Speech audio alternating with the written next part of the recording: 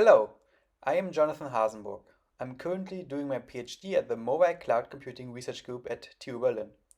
In the next couple of minutes, I will walk you through our poster submission for the 35th Symposium on Applied Computing with the title Towards a Replication Service for Data-Intensive Fog Applications. Due to the coronavirus, this year's conference will be entirely virtual, hence this video. Today, the main problem with fog computing is that it is hard to use. So even though it offers major benefits, such as low latency communication between an edge device and the required service, adoption is still relatively slow.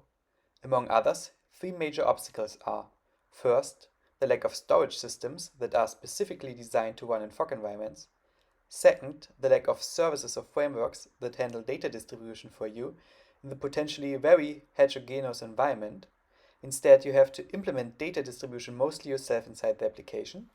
And third, data-intensive fog applications often need data streams with distributed persistence.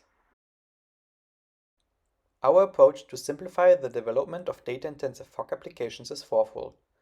First, application developers need the means to declaratively specify where the data should be placed rather than having to implement and organize the desired distribution themselves.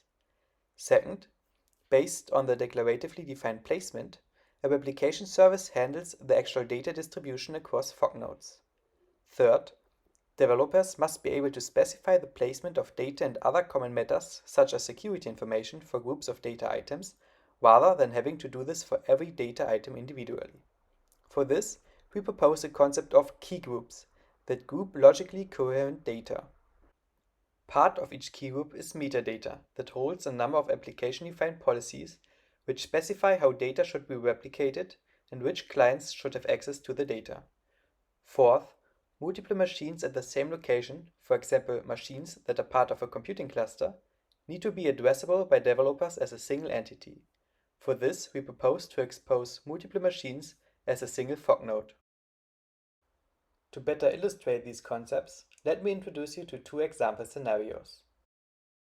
The first scenario is on car-sharing fleet management. Vehicle sensors collect information on the maintenance state of the car so that the car-sharing provider can schedule predictive maintenance along with the corresponding fleet capacity planning. These sensors store the data inside the corresponding vehicle for 24 hours as defined by the related key group. In addition, a preprocessed application, also located in the vehicle, retrieves the stored data whenever a good communication uplink to the cloud is available. Then, it preprocesses the data, for example, to reduce the size, and uploads the results to the buffer replica node. The key group of the uploaded data specifies that the data should be transmitted to a trigger node, which here acts as an event-based interface connector to the fleet management software. The second scenario is on migrating data of moving clients. In the scenario, a mobile device, such as a smartphone or tablet, runs an app that uses the cloud for persistence. To speed up data retrieval, data is also stored at the edge. Depending on movement of the user, the respectively closest edge node should be used. Key groups are used to migrate data from one storage system, here placed at a cell tower, to another, depending on the physical location of the client. In the example, the user moves from Tower 1 to Tower 2, which initiates the update to the key group configuration. The replica node of Tower 1 is replaced with a node at Tower 2. Based on this, the replication service can then either migrate the data between the two edge nodes or download it from the cloud replica node to the Tower replica node 2, depending on latency and available bandwidth. By just describing the desired results rather than required steps, it is effortless and straightforward to implement the replication and data management task with the proposed concepts.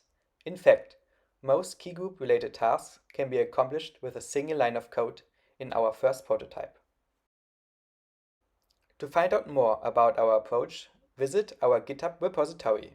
In the repository, we also linked a technical report in which we describe the implementation of said prototype for the here proposed replication service, including first evaluation results.